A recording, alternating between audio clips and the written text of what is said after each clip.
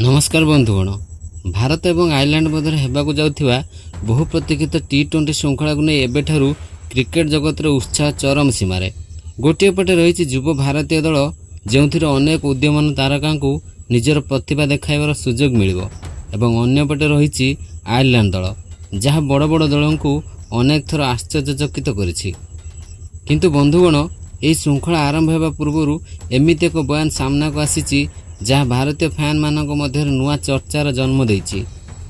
कारण आयरलैंड शिविर वैभव सूर्यवंशी को नहीं बड़ कथा कहुई जो वैभव को आज भारतीय क्रिकेटर भविष्य सुपरस्टार भाव देखा जाउछि सेही वैभव पई आयरलैंड बोलर माने स्वतंत्र योजना प्रस्तुत कर सारी।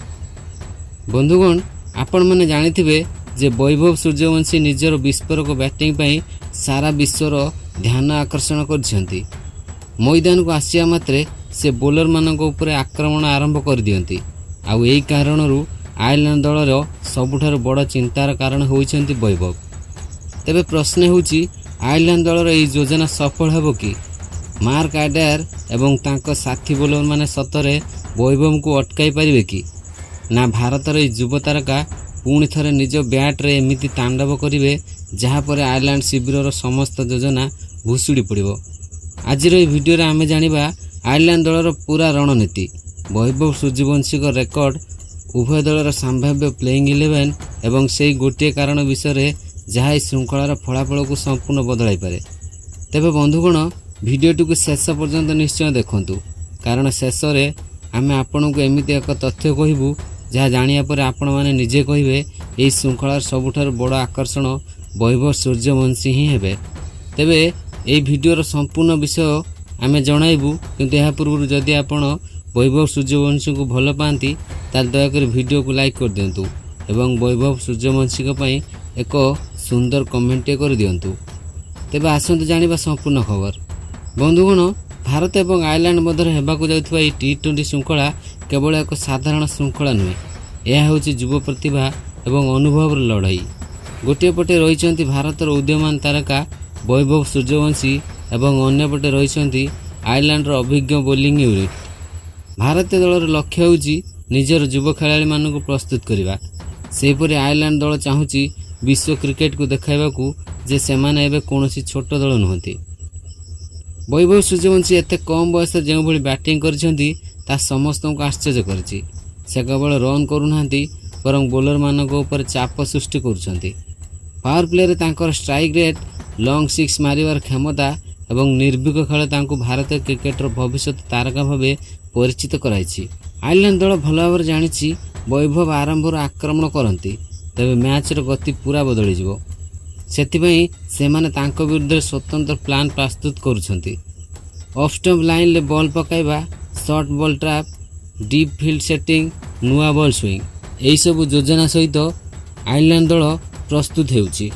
एबे आसंतु सबुठारु बड़ मुकाबिला उपर जानिबा। गोटे पटे रहिसंती मार्क आडायर जे निजर गति, स्विंग एवं डेथ ओवर बोलिंग पई परिचित। अन्य पटे रहिसंती वैभव सूर्यवंशी जे भय को न जानी आक्रमण करती। यही बैटर श्रृंखलार फलाफल निर्णय करिपारे। सोशल मीडिया वैभव को नहीं उत्साह चरम अच्छी। फैन मैंने आशा करुछंती से पुणी थरे बड़ पाली खेलिबे एवं भारत को विजय देवे।